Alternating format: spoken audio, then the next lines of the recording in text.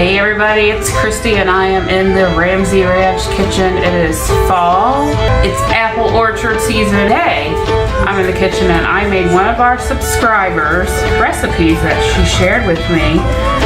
Gayla's apple fritters. I have never made anything like this in my life, but I'm making them for you today, step by step. Come with me.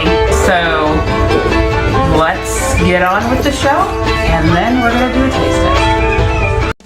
Oh, it's a simple living in the hills of Tennessee. But Brooks and Christy say that's the life for me.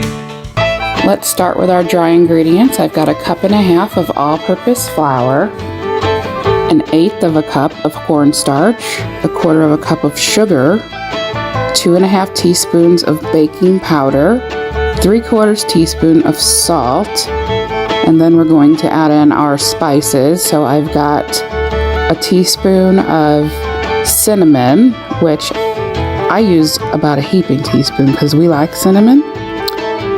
And then we're going to add 1/4 teaspoon of allspice, and then a pinch of nutmeg.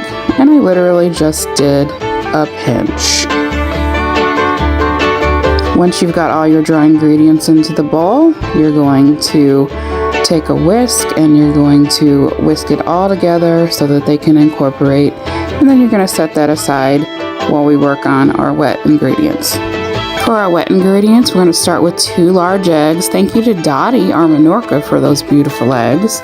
And then we're going to add 1/2 cup of milk. You might need a little bit more. 2 teaspoons of vanilla, and then 2 tablespoons of melted butter that you've allowed to cool down just a bit. And then you're going to take your whisk and whisk that all together so that everything is incorporated. We can't have apple fritters without fresh apples, and Gayla suggests that we use Honeycrisp apples, and I had 6 medium to small size apples, and you need 4 cups peeled and chopped finely. I find that the apple peeler core slicer here makes the job much easier, but you can certainly use a wedger or peel and chop by hand. As you can see here, I am chopping up my apples into fine bits so that you get a nice little bite of apple with each taste of the fritter.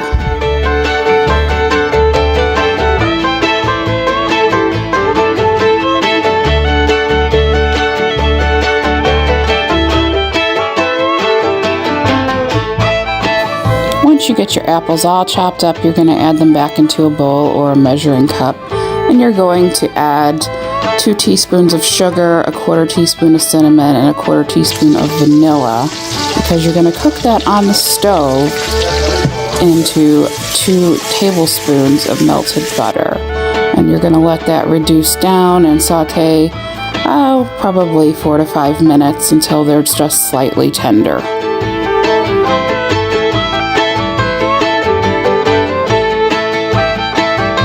While your apples are cooking down, you can incorporate your wet and your dry ingredients, and you're going to whisk that together into a thick pancake-like batter. It's going to be just a little bit thicker than a pancake batter. I did add another tablespoon or 2 of milk to get it in there, and you might need to do that too. Let your apples finish cooking down, and you are going to let them cool off just a little bit before adding them into the batter and mixing that up. And that is your fritter batter.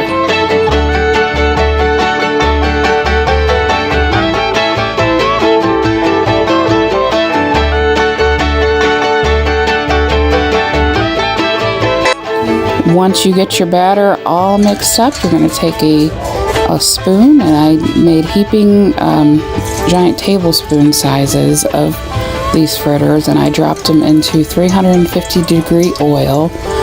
Gayla suggests that you start your oil out at 365 because it will get a little bit cooler down to 350 as you add the fritter dough in.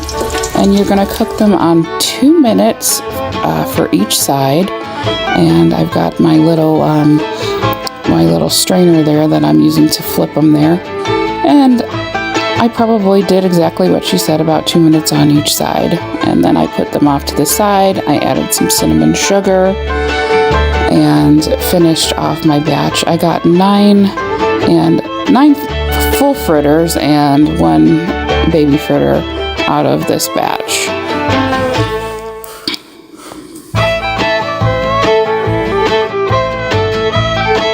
While I'm finishing up these fritters, I wanted to tell you that the recipe will be down in the description box below the video. You just need to press the little more button and it will take you down to where we've got a description of this video as well as the recipe. Thank you, Gayla, so much for sharing it.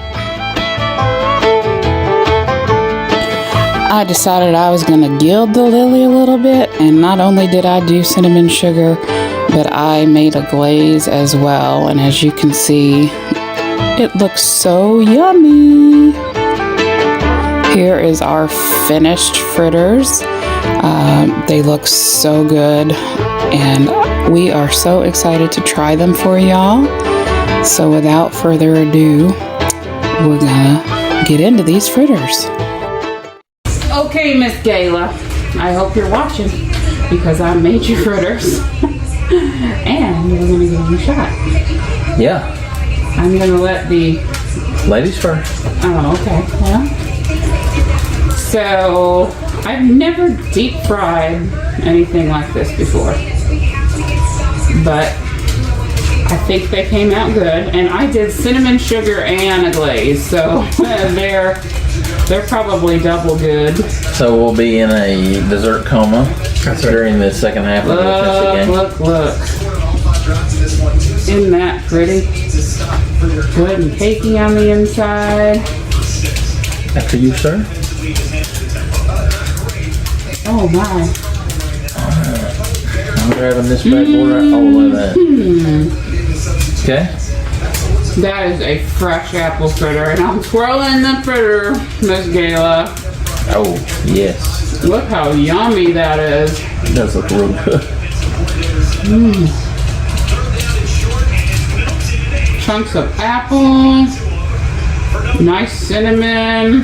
That ain't no supermarket fritter, y'all. That is good. It's a winner. Winner, fritter dinner. My goodness. That is ridiculousness. Yeah. Gayla, Wow. I can't even, girl. I mean, Look how nice and cakey they are in the middle. That's what I was going to talk about. Got these beautiful chunks of apple. Cakey. I've got a dog licking me. We want the fritter.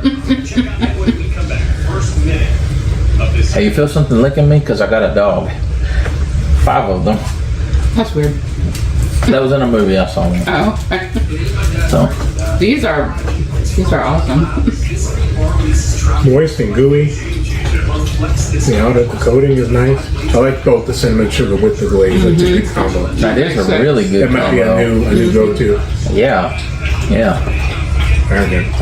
So Gayla's recipe says you can do powdered sugar, cinnamon sugar, or glaze. I started with the cinnamon sugar, Yep. but said, you know something? I'm doing this and I'm going all out. And so I decided to do them both. But I love the chunks of It's apple. so fluffy in the middle. That's a winner, Miss Gayla. Thank you for sharing your recipe. Perfect texture. I mean, it's nice, just all the way around. That's a winner. Now, if the balls win, then we have a complete winning night. No balls. 12 ounce. Who balls? Should I make these every year? Kentucky, take a walk. In Kentucky, take a walk. That's right. Should I make them every year? Yes, ma'am. I would say make them. That's kind of random. It's not very frequent. Well, it's a naughty dish. I'm not gonna The glaze. slow. It might be a 4 times a year thing instead of once a year. Once every quarter, There you go. That's right. we do a report on how good we've been at Chef Fritters. I like that. Yeah, this is a definite winner. I really wasn't sure what to expect, but it's better than any grocery store That is fritter. amazing. It really is. Gayla has a good recipe. Apple Barn can't hold a candle either. No. Need a glass of milk. Okay. Can't do this for you right now, but anyway. It's just really good.